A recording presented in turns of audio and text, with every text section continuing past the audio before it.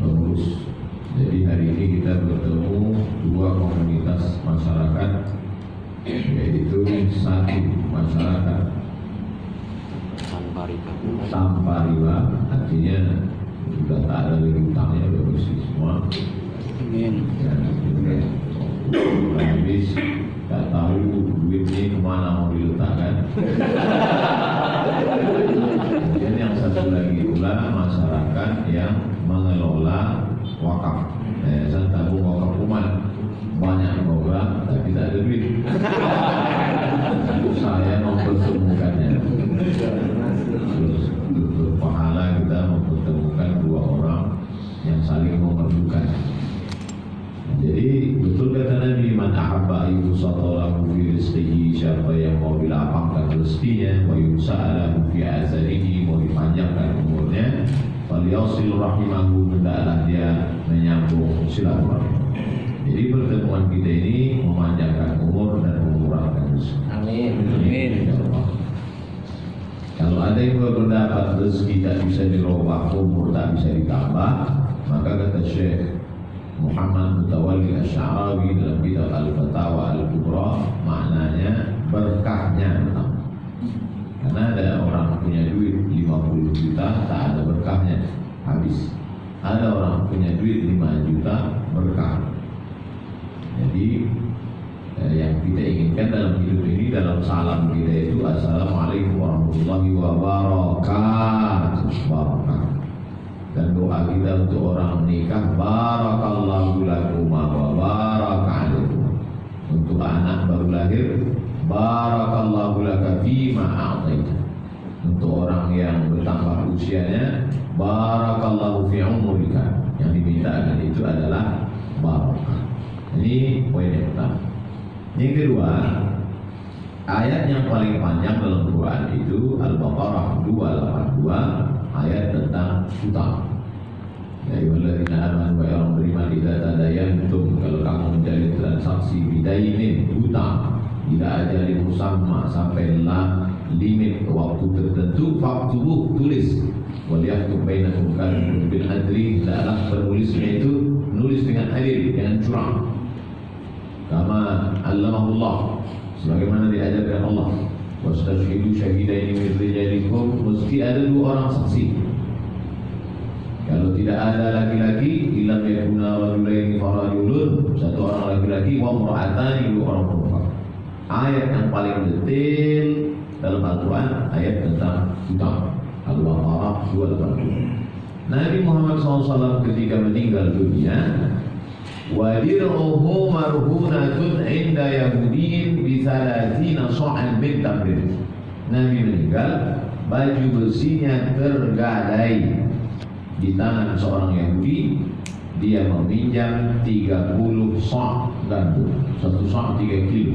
3 kali 3 berarti Nabi waktu meninggal punya utang 90 kilogram gandum. Ayat paling panjang tentang hutang.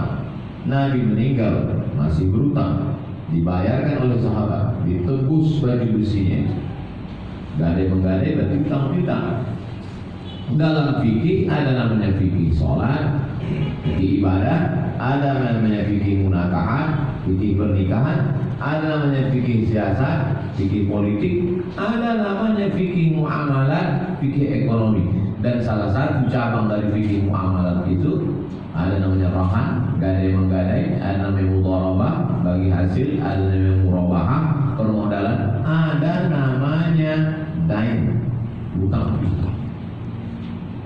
Oleh sebab itu, kalau kita katakan tidak boleh ada hutang, berarti batallah Al-Baqarah 282, batallah fikih muamalah hutang, dan batallah hadis bahwa Nabi meninggalkan hutang. Makanya buku ini yang huruf besar itu dijelaskan oleh huruf kecil di bawah. Saya tak pegang karena belum penyerang.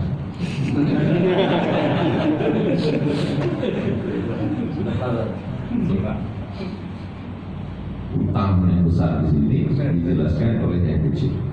Sebetulnya dulu ini adalah kecil. kesalahan fatal pengusaha mengembangkan bisnis dengan hutang riba. Ya, oh ya. Ada sambungannya. Kalau hanya sekedar hutang, Boleh. Islam membolehkan hutang. Judul besar ini umum, dikhususkan oleh judul kecil hutang riba. Makanya kalau orang tidak cerdas membaca judul ini, dia akan nyala. Itulah untungnya punya ustaz cerdas.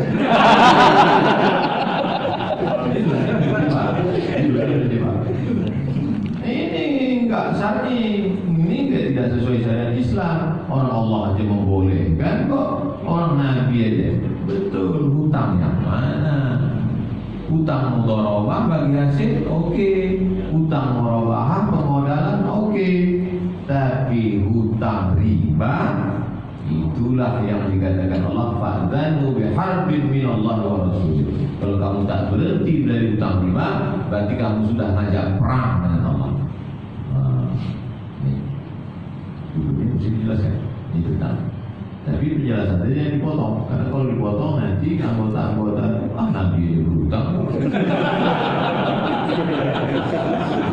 Itu adalah hutang riba.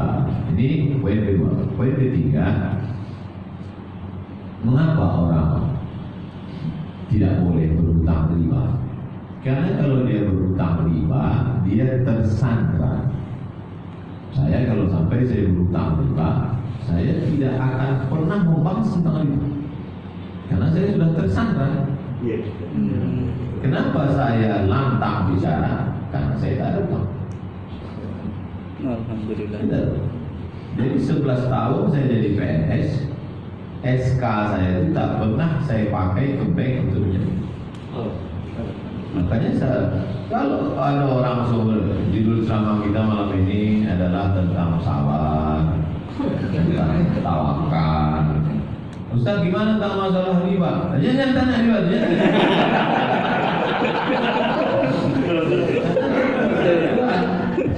Coba tengok doa yang diajarkan Nabi tentang hutang riba. Allahumma inni a'udzubika min al-hammi wal hazani. Jauhkan itu asbabul wurud, kronologis sebab keluarnya statement doa itu kan datang ke Nabi orang berhutang. Ya Rasulullah, aku ini berhutang. Ajarkan aku doa, diajarkan Nabi doa. Allahumma inni a'udzubika min al-hammi. Hammi itu galau. Karena orang berhutang itu galau. Saya tak bisa menceritakannya karena saya tak pernah punya. Maka yang bisa cerita itu adalah yang punya utang, bapak tadi. Maka cerita mereka ini ditulis dalam sebuah buku. Buku itu cerita saja tanpa menjudge, menghakimi dan menghukumi orang. Biarlah orang berpikir tentang itu. A chicken soup for the soul. Satu mangkok sop ayam untuk jiwa. Buku itu kalau kita baca, tidak ada mengajak orang, tak ada menyuruh orang, tak ada mengkomen orang. Dia hanya bercerita, dibiarkannya orang berpikir. Karena salah satu cara memancing otak untuk berpikir adalah dengan mendengar cerita. Makanya dalam Quran itu banyak isinya cerita. Dan Nabi disuruh Allah bercerita. Faqsusil qasasa. Ceritakan cerita-cerita itu. La'allahum yatafakkarun. Mudah-mudahan mendengar cerita itu mereka mampu berpikir. Maka cerita-cerita tentang Bapak tadi tulis. Keluarlah buku, akhirnya judulnya cerita-cerita utama dan sebagainya sudah ada dalam. Poin ketiga ini yang mau saya jelaskan bahwa Allahumma inni a'udzubika minal hammi, jauhkan aku dari susah hati, galau, wal hazan, kesulitan. Apa beda galau dengan hazan? Hammi galaunya di dalam, tak nampak. Hazan kesulitan, sulit untuk dipercaya orang, sulit. Wal ajzi, lemah. Karena orang kalau sudah jadi susah lemah. Untuk menguatkan dirinya pakai salam, mendekat ke pejabat, mendekat ke preman untuk menguatkannya. Hammi wal hazan wal ajzi wal kasal, malas, wal jubni, pengecut, wal bukhli, bakhil, pelit. Kenapa? Utang banyak. Wa ghalabatid daini, bilil utang, ujungnya adalah waqah rijal, Kalau orang dililit utang pasti dikuasai orang, maka tersandra, terkunci mulut untuk bicara. Nah, ini tentang hikmah yang ketiga. Yang keempat, bahwa masyarakat ini kenapa dia berhutang? Ada satu, memang dia hutang untuk makan, yang semestinya dia tidak berhutang. Dia dibantu oleh badan ambil zakat karena ada jatah dia 1/8 di situ. Innamas shadaqatu lil fuqara wal masakin. Jadi kalau sistem dalam ajaran Islam ini terlaksana, mereka sebetulnya tidak berhutang. Tapi karena mereka hidup di tengah tidak dijalankannya ajaran Islam, maka mereka perlu hutang untuk makan. Kalau pilihannya dua, ngutang riba dengan mati, tidak boleh pilih mati. Ayatnya, la tulqu bi aydikum ila tahluka. Jangan kamu jerumuskan dirimu dalam kebinasaan. Ini termasuk hutang yang dibolehkan karena mereka darurat dengan ini. Tapi ketika mereka berhutang karena untuk hidup lebih, ini yang disebut dengan konsumtif. Mazhabnya konsumerisme. Isme artinya aliran. Aliran yang memang menjadi konsumen saja. Asal muasal konsumerisme ini adalah materialisme. Puncak dari materialisme itu adalah konsumerisme.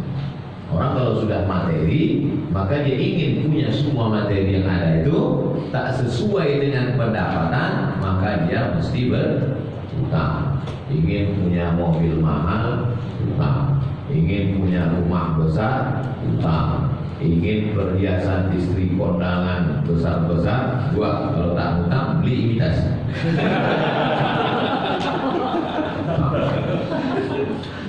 Jadi maka Ustaz mengajarkan di masjid, iqna bima qasamallahu laka takun aghnan nas. Merasa cukuplah engkau dengan pemberian Allah, maka kau orang yang paling berkecukupan. Qanaah. Itu makanya mesti bersinergi antara Ustaz fikih dengan Ustaz akhlak. 3 dalam kajian masjid itu jangan sampai kosong. Pertama akidah, yang kedua fikih. Ini fikih, masalah utang piutang, halal haram makruh mubah sunat sunat muakkad rukun syarat wajib, itu fikih.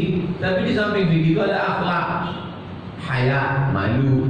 Al haya syu'batun minal iman, malu itu bagian dari iman. Maka tak ada titik temu antara iman kajian akidah, malu kajian akhlak. Jadi orang ditanamkan akidahnya bahwa rezeki dijamin Allah, bahwa rezekimu lebih tahu di mana kau berada daripada engkau tahu di mana rezekimu. Bahwa rezeki itu kalau sudah punya engkau tak akan diambil orang. Alimtu anna rizqi la ya'khudhuhu ghairu.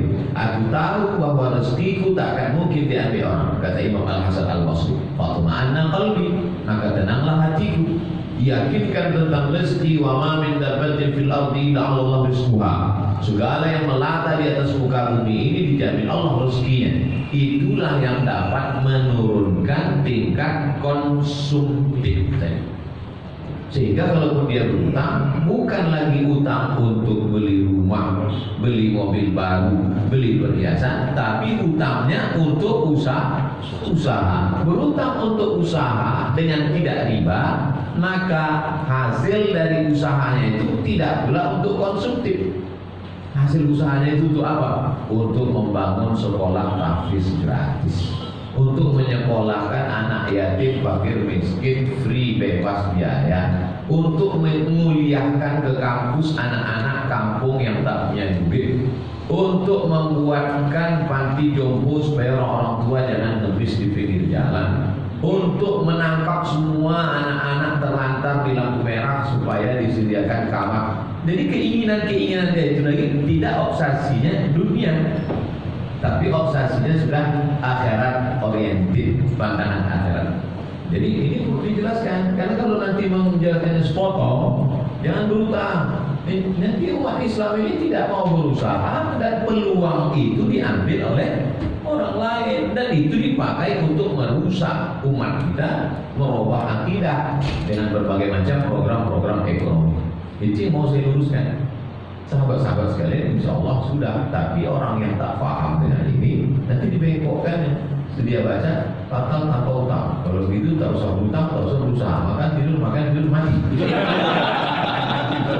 Begitu. Ini pemahaman umat ini mesti diluruskan. Kemudian yang kelima, puncaknya, saya buat 5 saja sesuai rukun Islam. Puncaknya adalah bahwa ekonomi itu bagian dari ajaran Islam. Itu paling penting. Kata Nabi, coba sebutkan ibadah yang tak pakai ekonomi. Syahadat, sholat pakai ekonomi. Kenapa sholat itu pakai ekonomi? Kalau sholat tidak menutup aurat, sholatnya tak sah. Membeli kain itu hukumnya wajib, maka mencari duit untuk membeli kain hukumnya wajib. Mana yang timbul wajib lebih bahwa wajib. Puasa itu ada buka, ada sahur. Bagaimana orang mau makan sahur, mau buka puasa kalau dia tak ada duit? Meminta-minta dalam Islam tak boleh. Orang yang minta-minta di akhirat menghadap Allah, nanti wajahnya, daging kulit wajahnya berjatuhan, berguguran. Kenapa? Karena minta-minta, tak boleh minta. Haji, apalagi puncak dari ibadah Islam, dalam Islam ibadah haji, pakai duit, konsumsi, transportasi, akomodasi, semua pakai duit. Syahadat Pak Ustaz, syahadat mana ada pakai duit? Orang bisa syahadat itu kan karena habis makan. Coba kalau tak makan 2 hari 2 malam.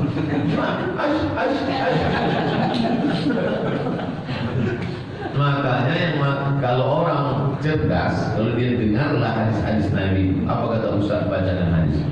Man bana masjidan, banallah mithlahu baitan fil jannah. Siapa yang bangun masjid, Allah bangunkan satu tempat untuk dia di surga. At-tajiru saduqul amin, pedagang bisnismen yang jujur dan amanah, ma'an nabiyyin, bersama para nabi, wasiddiqin, wasyuhada, wassalihin.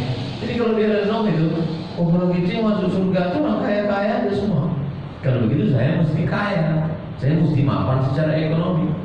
Nah oleh sebab itu maka 5 poin ini itu baru mukadimahnya aja.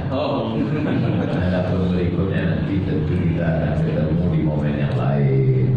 Ada acara seminar atau di kota lain, bisa jadi nanti di Solo aja. Bisa jadi.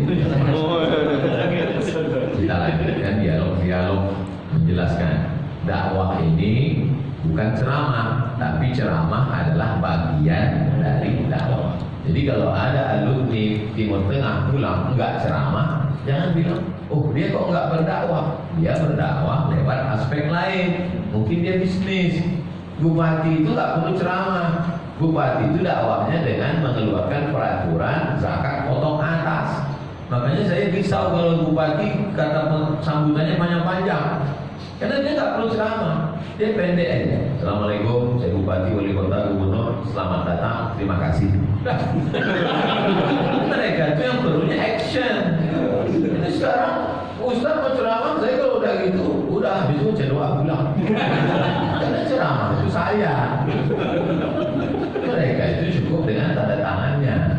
Anggota dewan itu tak perlu ceramah. Anggota dewan itu berdebat di parlemen untuk mengeluarkan perda zakat, perda berbagai macam yang terkait dengan kalau perjuangannya dengan agama.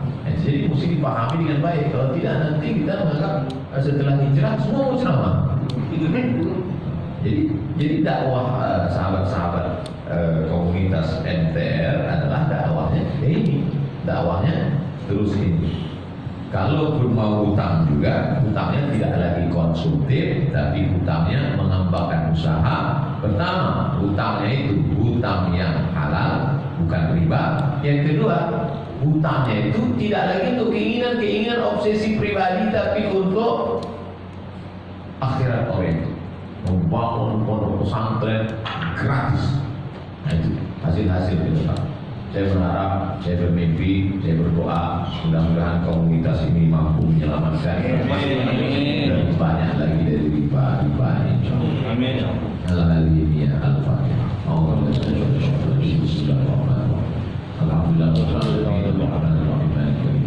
Iyyaka na'budu wa iyyaka nasta'in.